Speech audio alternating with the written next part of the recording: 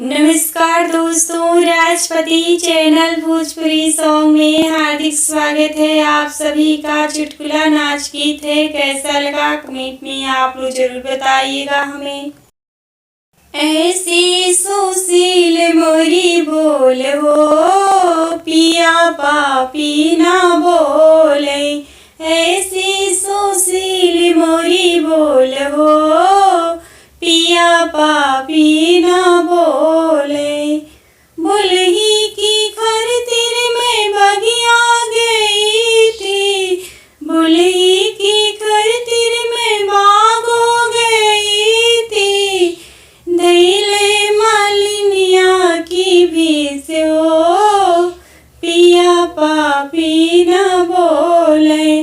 धैले मालिनिया की भेष हो, पिया पापी ना बोले। ऐसी सुशील मोरी बोल हो, पिया पापी ना बोले। बुलही की खातिर मैं कुआं गई थी, बुलही की खातिर मैं कुआं गई थी। धैले कहरनिया की भेष हो, पिया पापी ना बोले। धैले कहरनिया की भेष हो, पिया पापी ना बोले। ऐसी सुशील मोरी बोल हो, पिया पापी ना बोले। बुलही की खातिर मैं महलो गई थी, बुलही की खातिर मैं महलो गई थी।